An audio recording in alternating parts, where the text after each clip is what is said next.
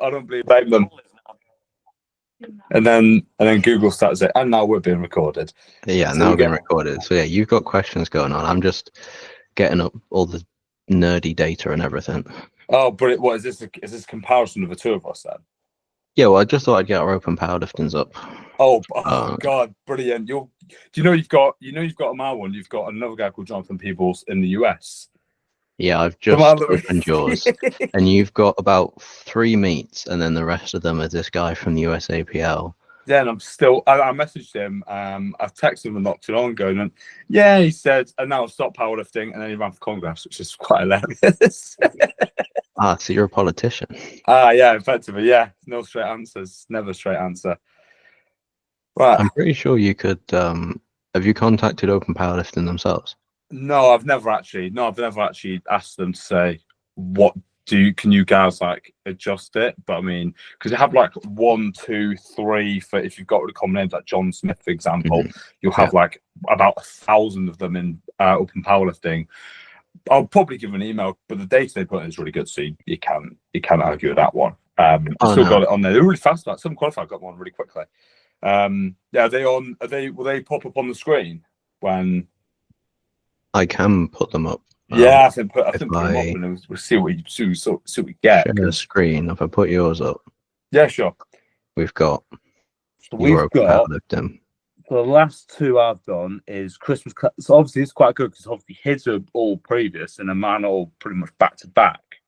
Yeah, so we can ignore anything in USAPL. The dots went from 388.4 to 476. That's crazy. That is fucking mental. The progress you made since 2021 and it's just, as well. I mean, I don't know about you because as far as I'm aware, I remembered you did Irish Nationals and then was it Irish Nationals you just had as well? Yeah, the comp before this would have been Nationals, yeah. Okay. I mean, yeah, you can just see the bench is obviously massive. The bench is massive, the squat's massive, but the last attempt was missed because of the rule of soft knees and premature re-rack. So those were given. Those were a given tough one. Yeah. Now you look at it, and you're like, what the actual, insert various swear, and it's great at whatever. You got yours next. Yeah, I can share this tab. There we go. So this one's mine. So yours, hang on. So yours is pretty consistent though, isn't it? I mean, yours got Southwest Open from back 17. Blimey. Yeah, if we look at like 21, end of 21, I had a last chance comp. Yeah. In December 21, and you had December 21, you had the Christmas DST comp. Yes, yeah. At the same time, pretty much the same time. You totaled 600, and then I totaled 21. It's literally the same time. I totaled 692, and we were both in the same weight class, I believe. And we're both underweight. That's the funny thing. We're not even because you're Rick closer, but then I didn't even know about it. I mean, nutrition's still shoddy now, but that's still. And I'm looking at your numbers there. I've literally just caught your bench now from 2021. I mean. Yeah, this was a beltless comp for me. This is the only comp I've done beltless. Because I did British Juniors 2 months before. I was like, right, well, I'm going over to Ireland. Let's qualify for that. So I went beltless. I was like, right, I'd like 700 beltless. So I kind of planned the numbers in my head. I was like, I'll do 230, 170, pull 300. That'll be fun. And then I missed the 230 squat. I was like, I'm not going to be able to make up 10 kilos with the other lifts. No, I mean, doing it beltless regardless is absolutely bonkers. That's nuts to do beltless. That's really quite something if you ask me. And then obviously to now, so obviously there's literally a time frame, obviously, albeit about a week. I mean, I think it was on pretty much the same day as that one for last chance, but then you've got the one in July Open, which was a week before me. And obviously, it was a week. Who cares, really? But it's obviously it's got to 775, which is an enormous total. And not even both of us, we're not even filling out the weight class yet. So I mean, obviously, when that happens, hopefully we will both smash the 800 barrier. Albeit you'll probably be first. You'll probably beat me on that. But that's massive. I'd definitely like to try. I mean, it'd be nice to get a third squat because at the moment I've missed my last attempt at squats for the last 3 comps. It's what were your calls on the comps before this one? So Western Euros, it was depth. Okay. The open nats was strength. I just couldn't lift it. Well, now I mean, at least you're in the range where you've literally on your second attempt, you've actually got it, but you've had such a small gap between your second and last attempt. Why have you chosen such a small gap? Did 267 move not great, or was it like 270 you want to chip away at that number, or something else even? Yeah, so like I mean, July Open we jumped 7.5. I had the option to go up to jumping 10. We never went in the comp thinking like we're going to push the numbers really far. Like there wasn't a huge amount to gain from pushing like right now because the nationals was always going to be in about 16 weeks. What's so when's nationals now for you? Nationals for me, the weekend of the 15th of November. So that's weekend of 15th of November. So you've got a bit of time to build and add some. You've got three months to pretty much add some mass, which is not bad at all, really. And you've got it sort of back-to-back running. Who handled you on the day? My girlfriend. Oh, brilliant! No, and obviously that was no bother. She's had some practice now. I was also definitely helped out by Ian from Abs, like him, Nathan. Like they had Abs had a team over there, so. Brilliant. We just worked in with them, but Karis was giving in the numbers and stuff and like talking to me about it. Do you think that with somebody who is so obviously at one point I was considering asking other half to handle, but I think it's quite a tough one obviously on the day, because I mean I asked beforehand. So for me, with the new British powerlifting rules around that, you need someone with a qualification for it. I mean I don't know what's the case in Ireland. Might be. Who knows? That's not anything to argue about. But it was a bit sort of in the realm of can you get a handler? So I asked a friend of mine. He said it's going to be a tough one getting down. I said, look, I'll pay whatever. And then last chance, managed to get my coach to handle me, and it was brilliant. So obviously that works out.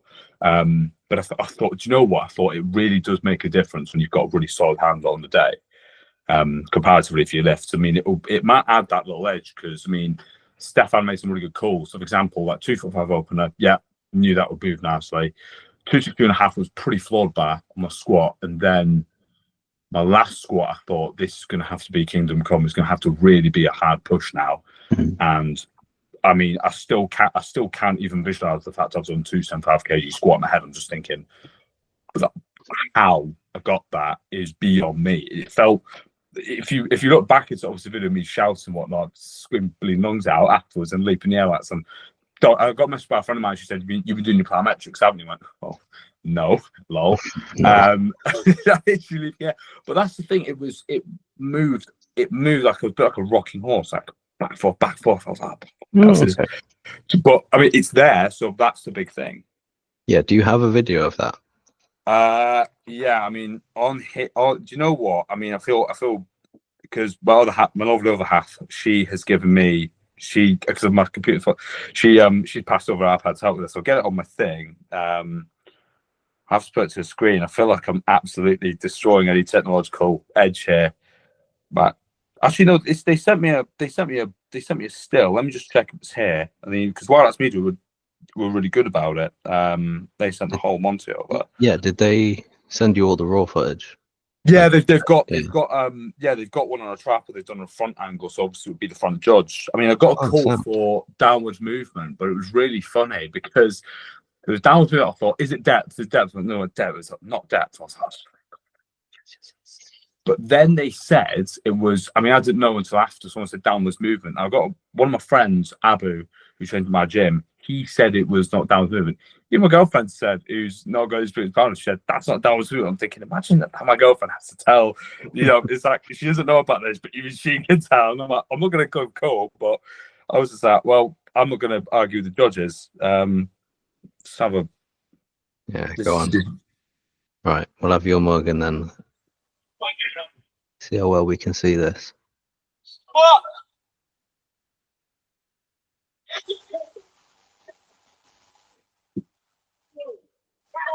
Stop. I don't see any downward motion. Got to get the jump in there. Of course. I mean, it was a.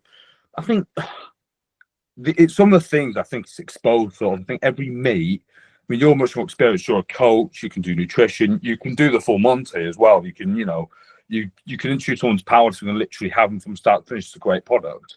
And I think one of the things is in each meet, you kind of have a chance to reflect a little bit on what went wrong. So, like, for example, in my last meet on my last squat, I remember having the red lights being, as I said, they were re-racking prematurely, and what was the other one? It was soft knees. And every time I did squat, I was looking back and saying, right, be careful, slow it down just before your last one on a heavy single. Make sure your knees locked out. And now obviously it's downward motion. I'm like, okay, well, that's something that's just going to have to just be grinded out to the heavens and then see what you get. And there's no coming around that. If you don't get 2 lights for it and you get 1 light, it's still a good lift. So you can't really be too finicky at the end of the day, can you? Yeah, for sure. Like, 3 white lights is undeniable, but 2 is all you need.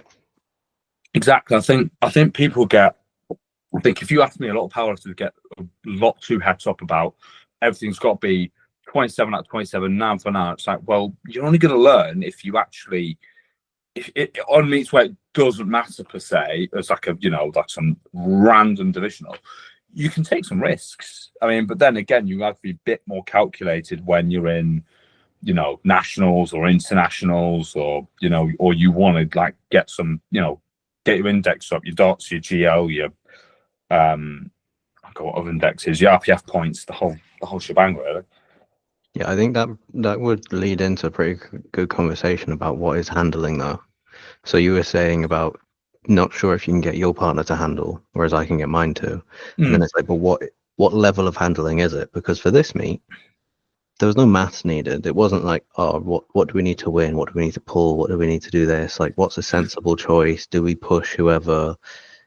What's the dots if we lift X, Y, Z? Yeah. So it was just a case of kind of talking to me and being like, well, what do you want to lift next? I'll be like, I'll be comfortable doing this, because the aim was to do a comfortable meet for me, like in this one. And then you had Stefan, who was like pushing your numbers to kind of get you as high as possible. In a sense, right? He was pretty good at it. I think he was quite adventurous, and that's what's good about him. That's what's brilliant about him as a coach. He said there's some numbers that you'll look at when he coaches you, and you'll think, I haven't got a chance of that number, but it's all the work that's done in between that's down to you as an athlete should get done. Like, for example, your accessories, listening on your week ones compared to what's going to go on a week 4. Just to do it properly, just do the basic things right, not some sort of magic mumbo jumbo, and then you're good. But I mean, I had because, for example, like getting a 275 squat, I was like, that's unbelievable. I can't fathom that.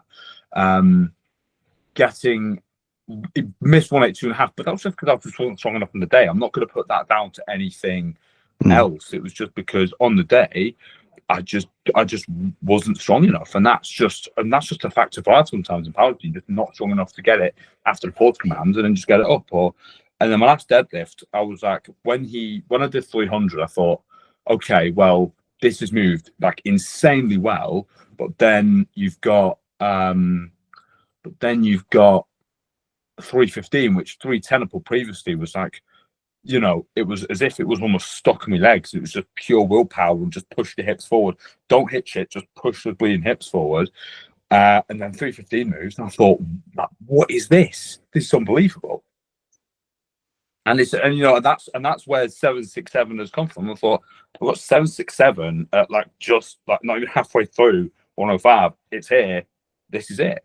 And I think that's where handling comes into play. It's like that's why they're so crucial when they need to be. For sure, because I've spent a long time handling myself, pretty much until I got a coach. We get the number. How did you handle yourself? Which stage did you start to handle yourself then? So, Or well, when did you stop actually?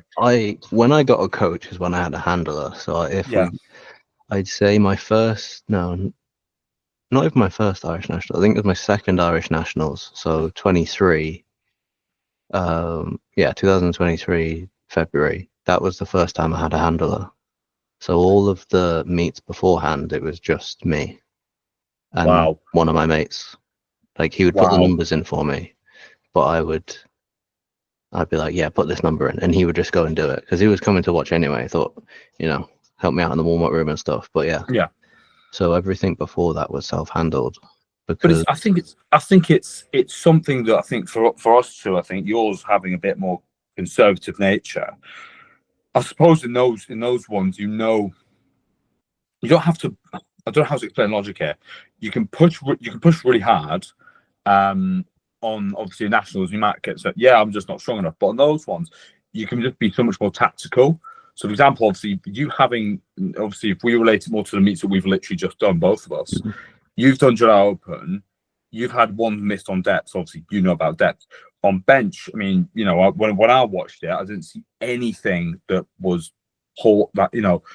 it was just a, you've got the brute strength for it. You can listen to the commands, and then 320. I mean, that's bonus. So you've only really you kind of what basis you can work on, which is quite nice. And it's not that big really.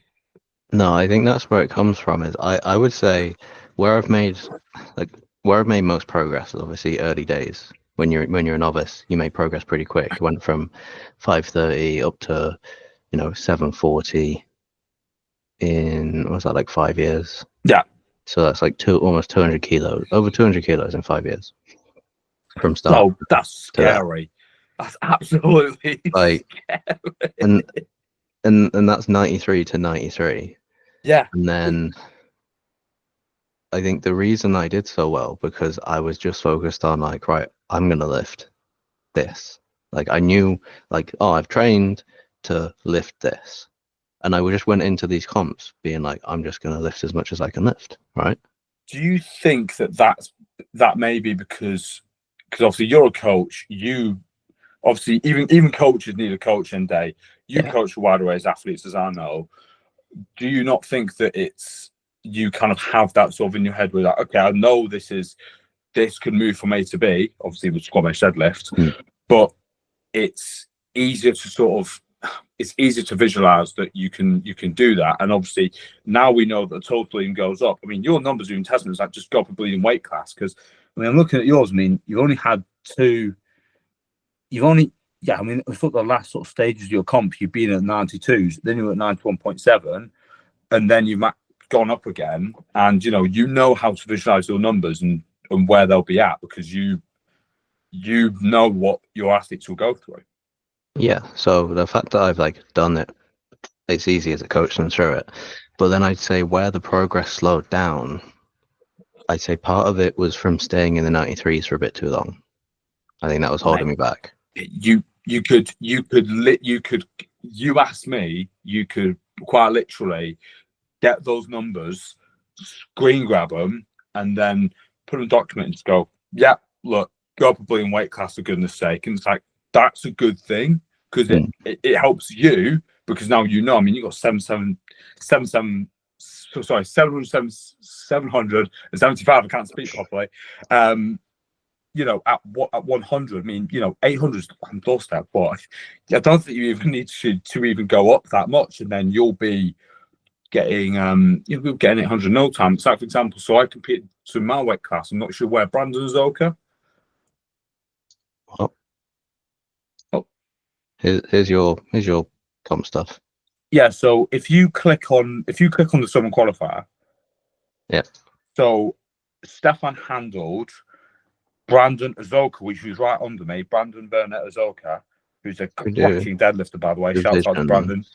Yeah, he's in my class as well. He's in front of me by one. Yeah, so he was in the same class as me. Shouts out to Brandon. He's a lovely lad. Don't ever let him see this because he would. I can't see him saying nice words about him. He's a lovely lad.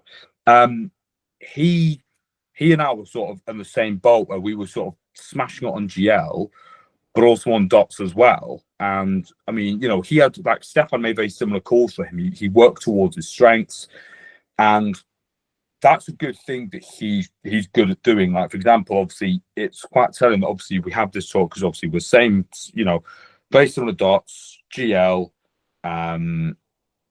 what in weight categories and whatnot, and you're a coach, you're coached by somebody.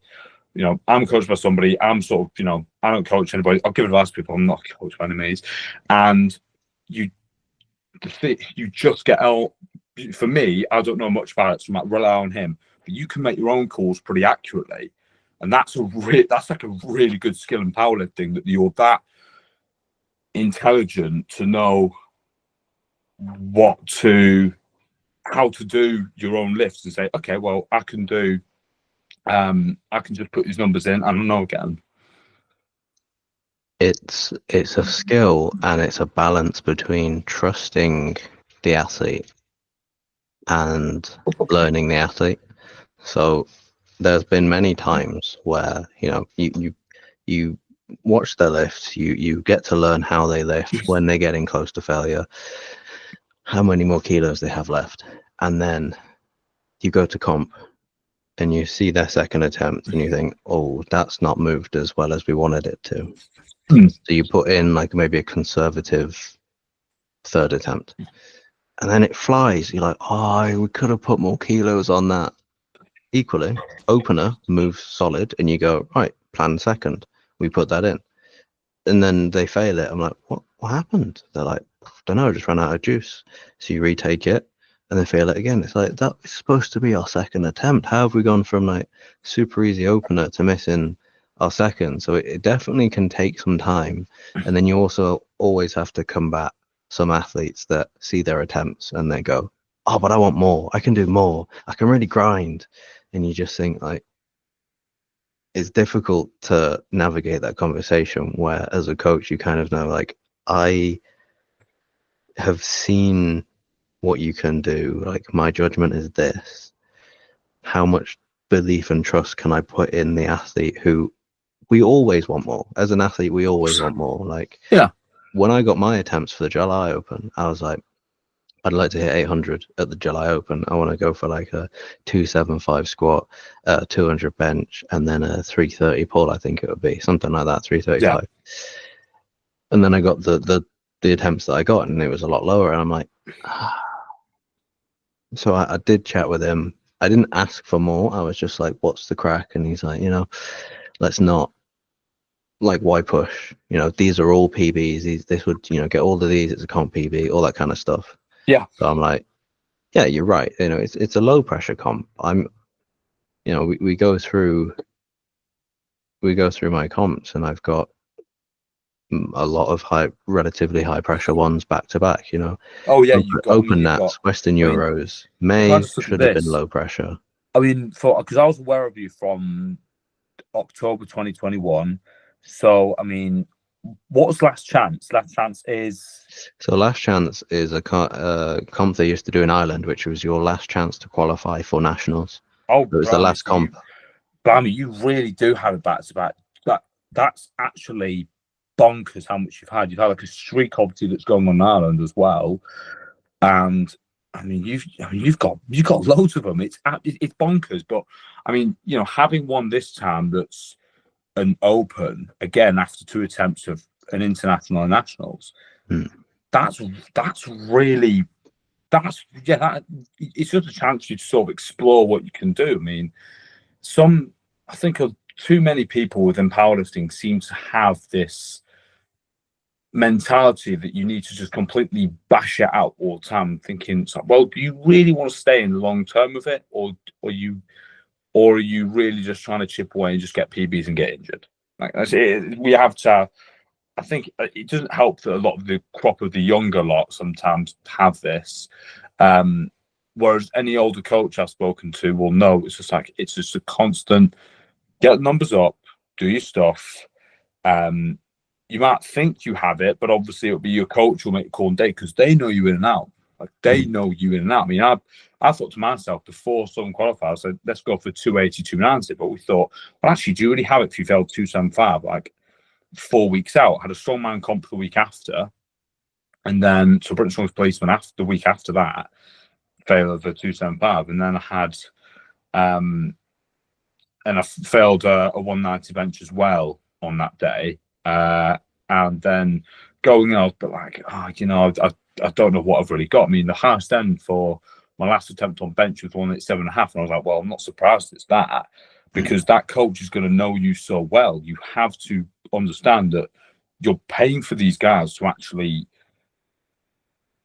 give you pretty good insight. And when they do it on comps, they're pretty damn good. I mean, I can't think of actually where Stefan was wrong because he gave me, I don't know if your coach did this, but he gave me a range of what's the lowest sort of range of what you could get, what's the highest. So, for example, on my last squat, it was 272.5, 275 or 277.5. We knew that 275 would be a tough one. Obviously, that was a tough one. Bench was, I think it was like 182.5, 185 or 187.5. 182.5, just not enough strength. And the last deadlift was 315 at the very upper end. And we put 315 low. So he was pretty damn accurate when it came to actually putting the numbers in, saying, okay, well, look, here you go. These are the numbers you can get. And I was like, well, I'm jolly over the moon about all this. And that's what people forget within powerlifting. They forget it all the time. Yeah. So we were saying like how the coach can find it difficult to trust the athlete versus trust themselves, but then the athlete, when they are asking for more, I find it's very much like an emotional decision. It's like, but I believe I can, I want to, like it means this and that, and they go from emotion. And then it's handy to have that coach. It's like you're saying, it's very invaluable to have the person who has learnt you kind of more objectively than subjectively, and they're like, right, well, fucking statistically, mathematically, whatever it is, like this is our plan, here's the range, because we can't always be 100% like you'll lift this. No. I went into July Open and it was like, I think it was plan A and plan B. There was like two options because it wasn't necessarily high risk. We didn't need to push. Plan A was the top end, plan B was the if things aren't going well, we'll just pull it back a bit. Sounds very similar to what you had. It's telling that you've got, I mean, I'm thinking you have to sort of have that raw data in mind, that you've got all these numbers that you can play around with, and that data is getting better. I mean, why do you think people use velocity trackers more and more in powerlifting? Because they can be a pretty good objective tool, and then your coach will be able to give you a given one, because again, they'll be able to know, can you squat this? Can you bench this? Can you deadlift this? But they're a good indicator of it compared to, I don't know, anyone who would be handling you and saying, yeah, you should go for your 250, and you barely ever got above 250 without failing it or whatnot. So, it's always good to have that person back. Do you think, and just a question for you actually, do you think that you'll have, so for nationals, who will be your handler? I will have the same team as last time. I think Abs boys will be in the back with lifters themselves, and then I'll have Karis there as well.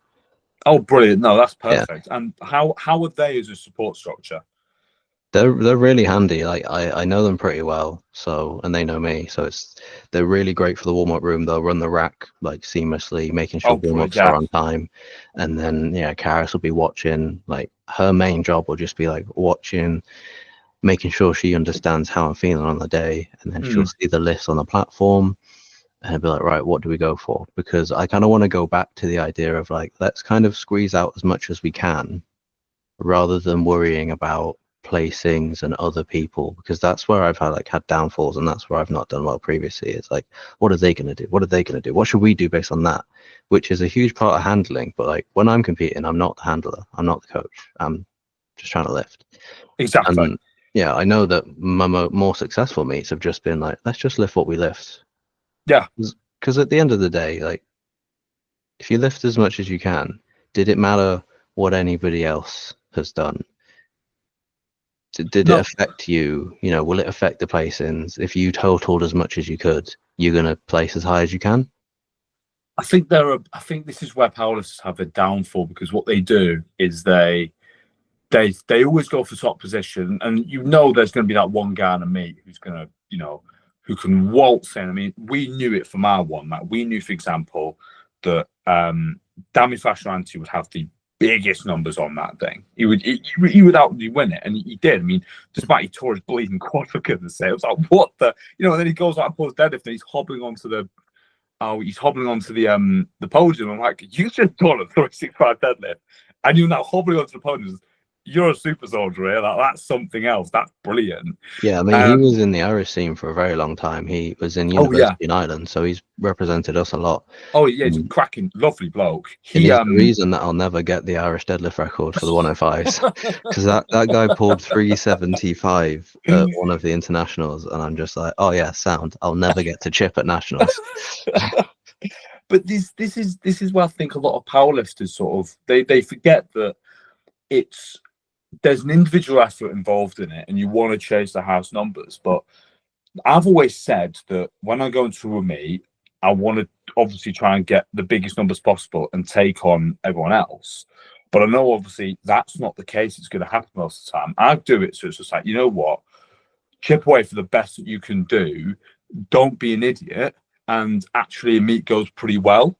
I mean, that's the thing. It's like, that's where it's sort of, you're not going at one another unless you are literally in the top three, where it's like the last deadlift is going to make you guys completely, go against each other. And you just think, when it's that one, I mean, people are going to try to pull as much as possible, because that's where it's going to matter. But at the end of the day, if you play your numbers right, I mean, it's a numbers game, and some powerlifting needs some risk. I mean, people have done grounded squats, deadlifts, and benches to oblivion, which is a great thing. It makes a sport great to watch when you spectate it.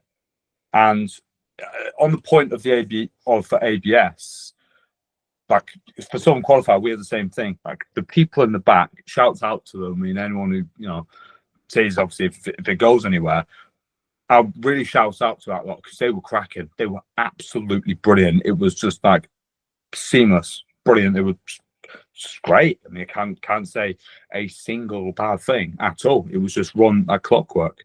Yeah, I was at the Southern Qualifier day before you.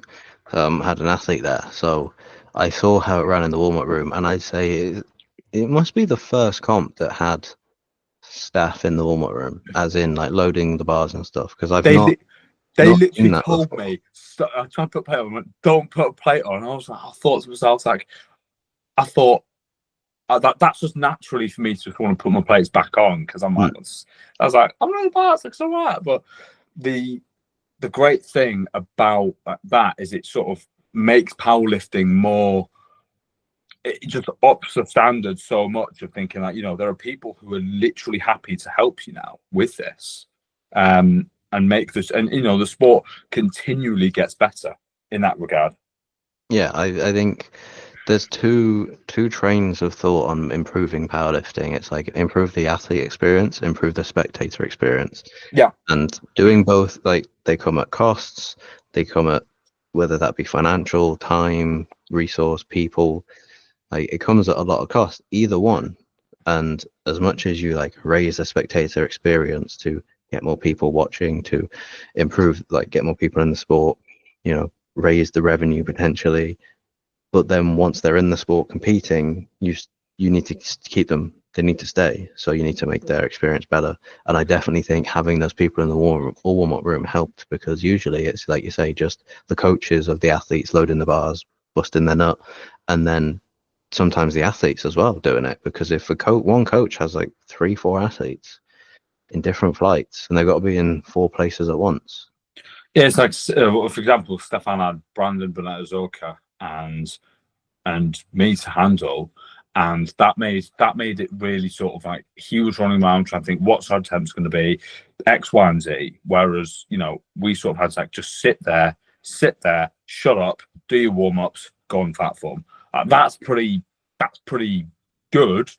But as someone who, you know, I'm happy to sort of do it, but it makes powerlifting just a much better sport around, because again, it is still very small. It's not a big sport. I mean, I'd love to sort of sink my teeth in. I mean, I've volunteered for the pending with manual leave and whatnot, for the novice and the Christmas Classic to volunteer, because like obviously, you know, in the way of obviously you've given back and whatnot as well. How was everything in the build up to the Open for you? Like, how was everything beforehand? Like the prep, the taper? Yeah, so the prep, it was my first comp with my new coach. Yeah. So the training was, on the whole, quite different from what I was used to. So I was used to one style of training, and then I had a different style of training. And I don't mean like, oh, we used to do clean and jerks and now we do squat, bench, deadlift. I mean, like, it was, there were less changes, I think. There was, like, we practiced tapering, which is, it makes sense, but not something that I thought to do or have done, where, you know, we would, at the end of every block, the last week would be essentially like, what if we tapered like this? And then we'd hit some heavy lifts. And he would compare that to how the block went. And then the next block we do, what if we taper like this? And they'd change the taper slightly, whether it be the volume decrease or where the heavy session was in the week, like change it. Right, what's the reaction? Oh, that was better than last time. Like, let's run it again, see if that was a mistake or not. No, okay, so this is how I taper. Or he would maybe push the block a bit harder, create more fatigue. Okay, does the taper work the same? So when we came into the meet, I think, how many blocks had I done? I think it would be 5, maybe 4 or 5, maybe 6, maybe not 6, 4 or 5.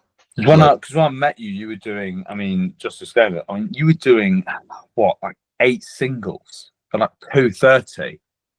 Oh yeah, on deadlift. I was like, oh my god! And then you said the same squat. I went, oh, for squat, that's even worse. And I just couldn't sit my teeth into that. I thought, that's brutality. That is serious brutality.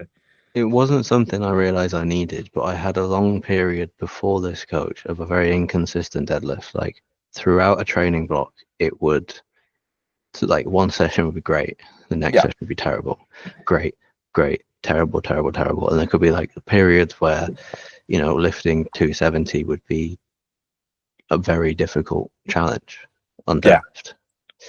And then new coach has gone like, okay, this is weird, let's improve consistency. And I think that's where the high sets came in, low reps. Now I'm really good at consistency, very repeatable. Brilliant. The deadlift, like, the deadlift skill itself is there, and then the only reason it dips or not is due to fatigue. Like, that's brilliant that you can actually have that build up where it's literally because this one little thing is your only factor that you have to worry about, and that is fatigue on its own. Yeah, but that's actually quite extraordinary in a way. And I can accept fatigue, like. What, because you've got like a CPM, and that's why. No, but I mean, like, if you were told, oh, this lift has gone down because you're fatigued, you'd be like, okay, that makes sense. I've trained hard. But if you're like, why is this lift going wrong? Oh, because you've forgotten how to deadlift. Like, that's like, oh, I've forgotten how to deadlift. I feel like an idiot. Why am I stupid? Whereas if it's, oh, you're just fatigued, I'm like, yeah, that's fine. Yeah, but it's a nice thing to hear in a way, because actually you feel like you're actually you put the work in. It's actually like, well, because you've been working so hard, this number that you may need to hit or not, because again, in the day, it matters what you put on the platform. That's what really matters. Yeah. And I think that's why sort of preps go wrong. I mean, you know, in my sort of, when I tapered for, when I sort of peaked and tapered for the Southern qualifier, I remember like on the first week, I felt like, yeah, I'm okay. Second week, I thought, okay, well, this is a bit of a tough snag here. And then the last week, it felt, you know, I felt, okay, I'm sort of ready now. It was the last bench, and you know, that was how the last bench was so good, and that's how I sort of felt the whole thing. It's like, oh, it's pretty good. But then it was the same process. Because what's the only thing I have to worry about? fatigue. Now, someone who works in shifts and whatnot, and someone who works in, with long hours and whatnot, it was something that's like, it's hard to manage, but it's not impossible. It's just, you just got to get on. You just got to get on with it. That's it. I can't say much more. Yeah, I'd say like your situation, you've got fairly small amount of control over your recoverability. Like, you don't get to choose your shifts. No. I work online. I can have a nap middle of the day. Like, like I could just sleep in one day. I could go to bed early. Like, you don't get that luxury. So I'd say that the fact that I get to do that, and you also had a strongman comp about 4 weeks before, wrecked yourself, and then somehow managed to put up a very good performance 4 weeks later in a powerlifting comp, like with all your externals. Well, this is where it gets even worse. So the day before, I don't know if you broadcast anywhere else. I don't mind where you broadcast this. I'm not saying anything stupid, but the day before I had I've got a wedding I've got to attend next week with my other half, and the day before I was meeting some of her family and I had about 10 pints of beer beforehand. And so I had 10 pints the day before. So leading up to about 12 hours before I was meant to lift off, I get back. I couldn't sleep. It wasn't anything rude with me. I was like, it's doing me for goodness sake. Drive down there, do it, and go up. And then I had about 3 hours of kip. And then I just walked in the next day. I went to Stefan. I said, yeah, I've had about like 10 pounds the day before, and about, and some other drinks as well. And I've got about 3 hours sleep. Went, you said, you stupid bastard. I was like, right, okay then. So I went in and I did it. And I was like, well, I got 767. And he goes, you happy? He went, that's bonkers. I was like, yeah, what's what you got to do? It's not the end of the world. Just get, and I think that's sort of how, if you ask me, it just taught me that I'm just never serious with a meet. Like even my girlfriend, she said to me, you were just so unserious throughout the whole thing. Like, you were saying hello to me, you were talking to people between lifts, you were talking X, Y, and Z, and you got on the platform and you were just smiling at half the time. I was like, well, yeah, it's fun. And I think, you're not lifting for, I mean, some people obviously whatever in their head, but then some people vote out and you think, it's just lifting colourful plates in today. Like, just get off the ground, have some fun, put them down, don't be an idiot. That's it. It's not rocket science. It's really interesting, your demeanor at comp compared, because like we've trained together a few times, or you've trained in the gym while I'm there, and you're like friendly, chatty, but then when you lift, it's like a switch, and you just turn into an animal.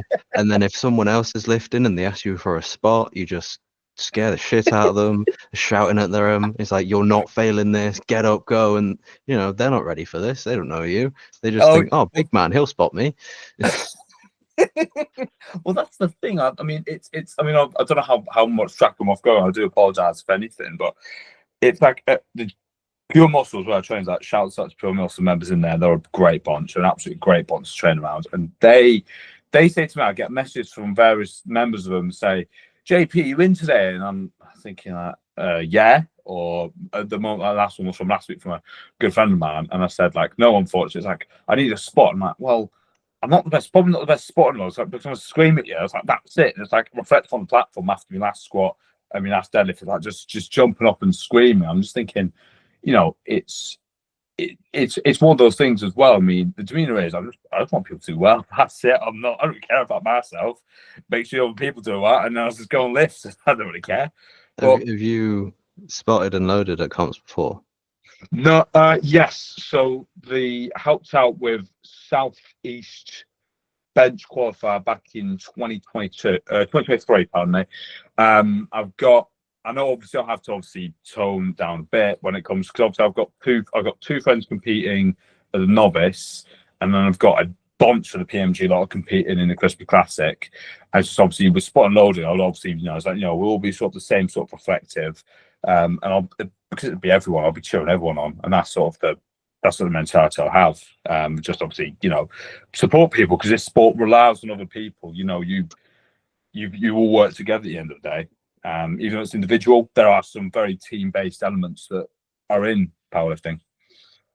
No, I totally agree. So I'm usually quite a quiet lifter personally, and then when I've spotted and loaded, I usually do make far more noise than I do for myself.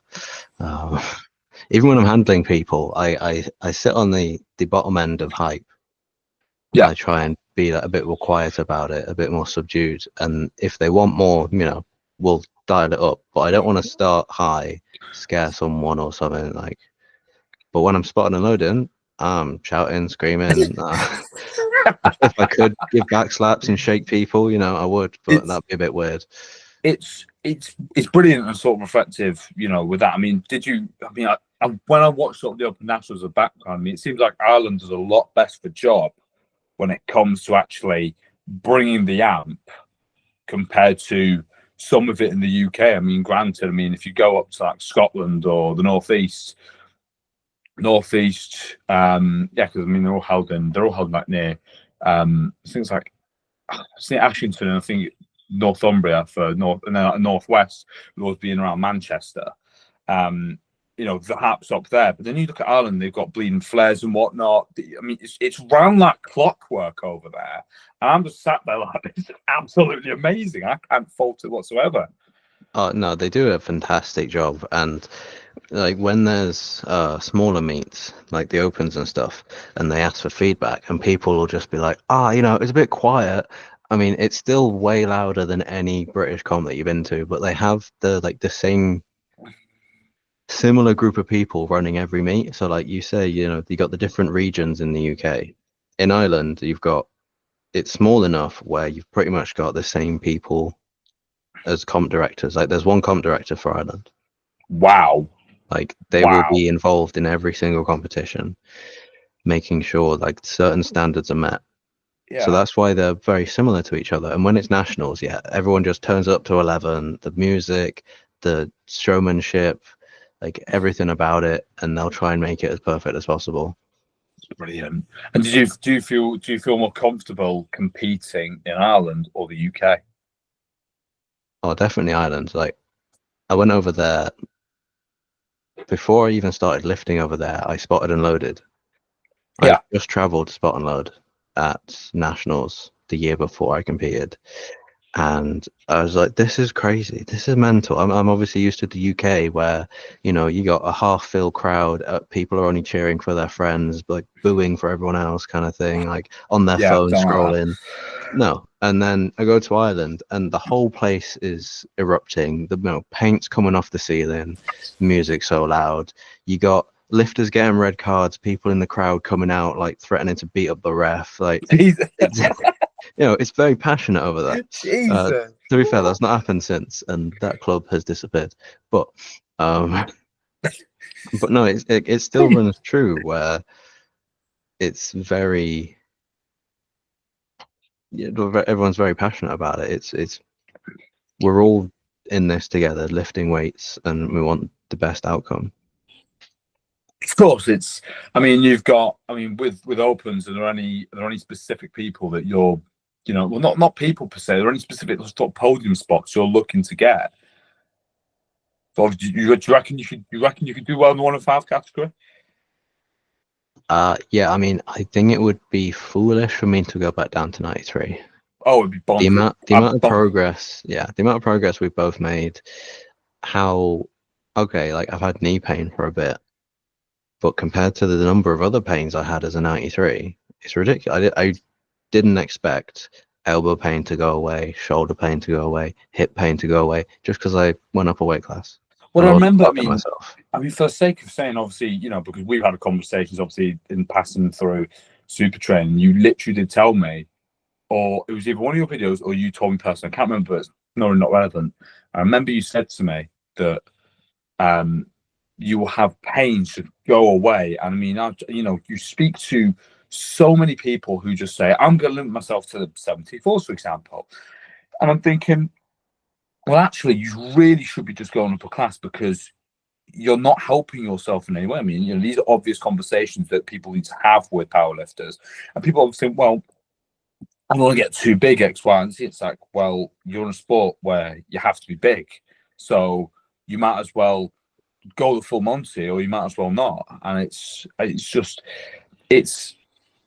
a very telling thing. I mean, I don't know when my next comp's gonna be. I reckon 2026 when I'll start competing. So unless sort of you have a comp not long after, sort of the same time, we can compare again. It'll That'll be a be case of definitely like, a lot of fun. yeah, I mean, hopefully we'll get a comp at a similar time because I'll look to compete next year as well at some point. And I mean, if we can literally get sort of near the top end of the 105 and see what numbers we've got, hopefully we'll push past 800 then Yeah, that'll be we've got similar numbers now.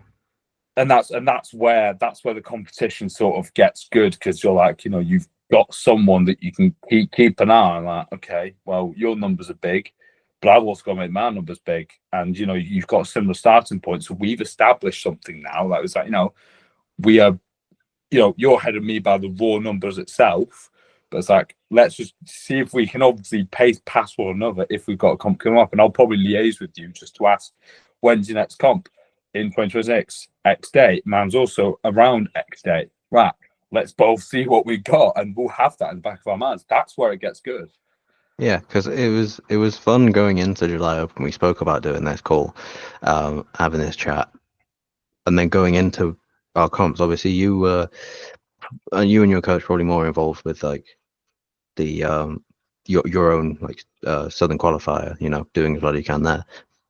But when with my Open, there wasn't any. It was an Open. It wasn't a qualifier, so like the competition wasn't as high.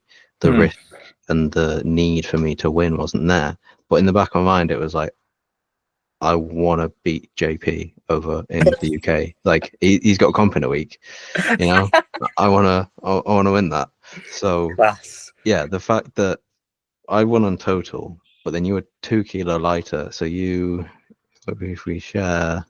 What is it by GL? This is where it's. I mean, in PMG we use GL. We only use GL. Okay, this didn't have GL, but dots. So I mean, you got 476. So if you go for 476.62, right? I'm going to actually take note of that number. Yeah, so that was dots. Right on my hand for the moment, but it's not working. 476.62, and then yours is. Mine from the comp was 475.69. Literally just under one. I mean, what? 0.93? That's yeah. God, that is one dot. 1 dot point. Blimey, that's unbelievable actually, and it's like it's. I mean, we have like a bit of a leaderboard in PMG, where I've got to the top of that GL board, but allegedly, and I won't say who, at the point of like, because it will literally be so obvious when he comes in, someone else is going to be trained there whose GL is way beyond 100. I'm like, great. I mean, knocked clean off that podium by this person. He's a great person, great lad. And we sort of, and it's quite good because there's that intra sort of gym rivalry where we're all at each other saying, oh yeah, well, I'll get a bit of GL line, I'll beat you on total, whatnot. Like Brandon now a little bit like that, where at the end I sort of softened it because I was like, this guy's really strong. That I'm on the total, I'm screwed. But then he pulled an absolutely cracking total out of the bag, absolutely strong as an ox, Brandon is. And he got 780. And I beat him on GL, but I mean, I was just like, this guy is really strong. And it's great to have that sort of mentality in mind that you have someone to go up against, because I think too many people make it to go up against in the same comp. Where it's like, I have to get to the top. It's like, well, you're not going to get to the top because look who's competing today. This bloke. The podium's pretty much set. I mean, I'll know if I'm in. I don't know how it works. I'll know if I'm in the British Open Championships, Nationals, whatever you want to call it. I think by Sunday night, because it will be the what's it called? You've got the Northern qualifier, which isn't even a North, which is absolutely hilarious to me. Yeah, that's this weekend. I've got to go there tomorrow. It will. I think that will tell us whether I'm in or not. So I think it's like the top 5 placings, or I don't know if it's even top 4, top 3. Don't ask me. But I mean, I come 5th. I don't know any of the 105s who are actually in the Northern qualifier. Not because I haven't. I've literally just not looked at the fight lists. But I knew whom I was going up against in Southerns. And people like Marco Paredes, who I would be up against, pulled out. And I was like, he's gonna whack the floor with me. William Nadubzwe. I'm not sure how to pronounce that. I'm really sorry. I feel really bad about the pronunciation. I butchered that. I apologize if he does see this because he's a great bloke. And Adadapo competing. You're like, these are big names. And then you think, and then you look maybe for Irish, the Irish Open, Irish National, there'll be similar people who will be, you're just like, you'll go up against, you'll think these guys are bonkers. That they're just pulling some wild numbers out the bag. Oh, for sure. Like we've got Ken who's totaled 830, and that was in March, I think. So he's got from March till November to improve. Like he would be in a position, he'd be in a position where he could just do enough to win. Like he wouldn't need to hit PB. He could total, 5 kilo, 2.5 kilo more than whoever comes second, and he'd just make sure he takes that top spot. Realistically, scary, absolutely scary in a way. It's I think this is it's where with powerlifting you realise that there are some top players within it. There's always going to be some great people in it, but at the end of the day, I mean, wherever this sort of thing, wherever the call we've had lands, I just always say to people, just chip away your own stuff for goodness sake. Like, just get on with your stuff. Make yourself a better athlete. Make yourself just improve. Like you can always. I think when people say about genetics, I think to myself like, yeah, but what are you basing that on? And it's really silly to base it just on like, oh, I'm genetically gifted. All right, well, how are we supposed to know? How are we supposed to know this? It's like, oh, people say they're genetically gifted, but just get on with it. Just train, and you find some big numbers. Yeah, I agree. Like if you focus too much on everyone else and what they're doing and what progress they're making, you're just missing out on your own. Yeah, you literally are missing. You just need to get on with what with what training is at the end of the day, because it's more fun. I mean, I'm number 31 now with my total. I mean, I'm pretty happy with that. I mean, I'm seeing some names here. I'm honoured to be amongst them because they're insanely strong people. I know a lot of these people by face and whatnot, and there are a lot of them absolutely lovely. And I just think, I've got the chance to go up against them. I'm honoured to do that. It's just, I think it's crazy. Like third place, Sam Watt. He is 54 years old and he totaled 860. That man scares me. That man is like the second coming of Terminator, it must be, because that's just bonkers. I mean, then you've got, Sanchez Delon, I mean, Nathaniel Masai, you go against, strong fellas. You just think, wow, you're going up against, you could. I mean, I don't know if they do. I mean, they could just literally say, I don't want to do this competition. And you're like, wait, what? You just think, oh, he's pulled out. Oh, wait, this is what is. So, like, the British Powerlifting changed their qualification process. It's something like the winner of the Northern, Southern, All England, Welsh, I think maybe Scottish champs, like they all get a place, and then it's something based on GL points of the best of the rest kind of thing. So yeah, people may see and be like, oh, 31st, not very high up, but you've got Sam Watt. If he's not interested in open nats because he just did masters nats, he might not go. So that's another person down. You got Anthony McClegan. He is going for shoulder surgery, so he's not going to compete for the rest of the year probably.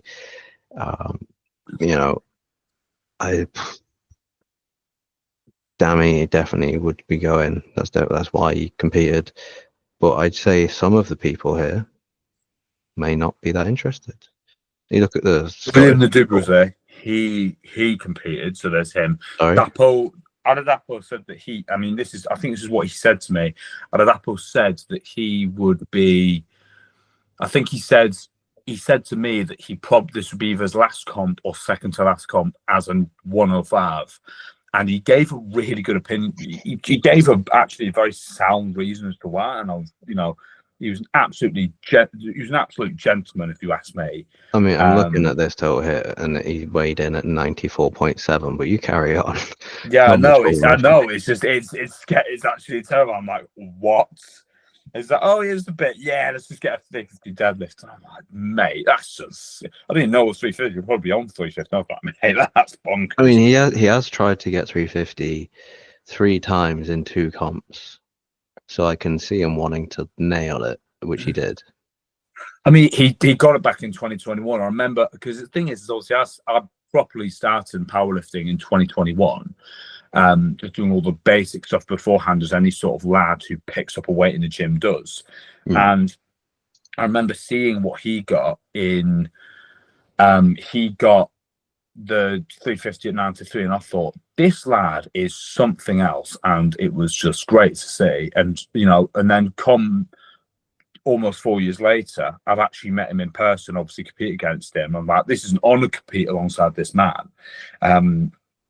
Great fellow and all, and then to compete against him, I was like, this is, and then seeing Paul's numbers, I'm like, mate, this guy, that does, he deserves to go on that platform at these big numbers because he's so strong. I was like, what?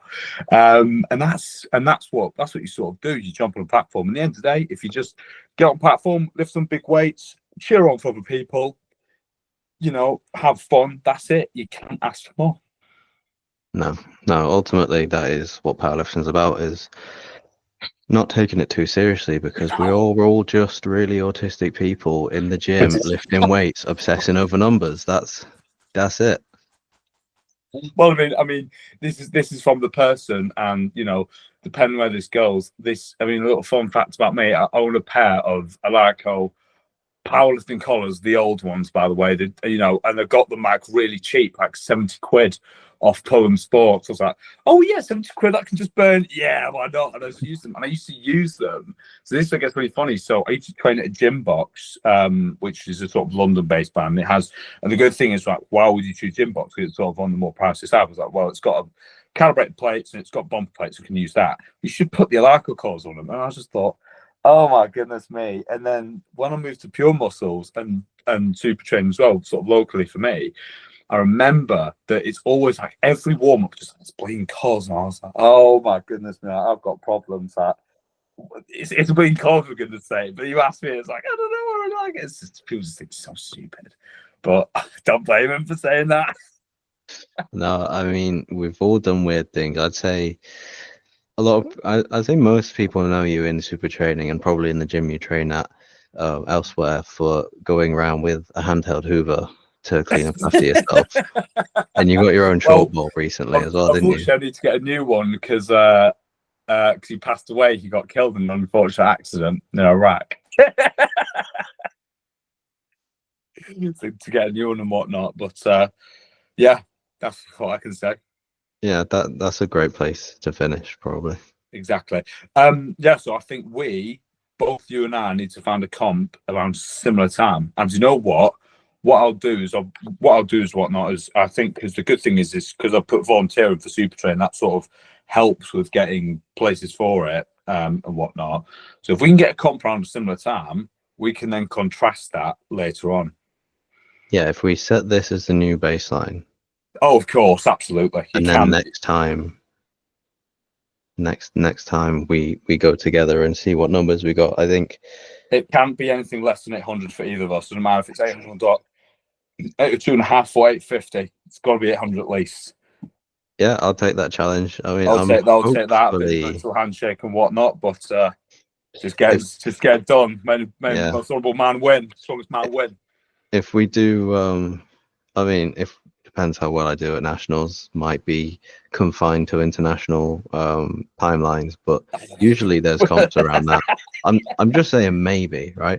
International athlete against some random fella you pits off the street. Wait, yeah, totally gonna get 800 me. Brilliant, mate. It's been class, honestly.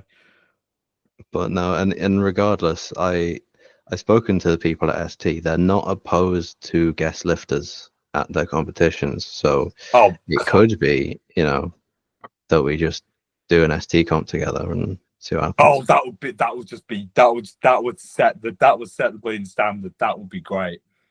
That's where, you know, we need someone with a camera in there filming all the nonsense that happens. Just laughing between bleeding attempts and whatnot. I mean, it would I mean, honestly, that would be great. If that's anything, I would take that 100%. Sounds, you know, you're there out squatting me, and then I'm trying to catch up with the bench and the deadlift afterwards. Oh no, I'll be catching on the bench. Your bench was bonkers. It always has been. So that's for me to sort of see what I can do, see what numbers I can get up. I mean, you've attempted 190, so Attempted. it's a Oh, it was start. 187.5. I think it was 187.5. But no, it was 187.5. Remember now, my maths in my brain was like, yeah, and that didn't still move. So see what we got for the future. Let's get in the future. All I can say. Let's get it. Let's get it.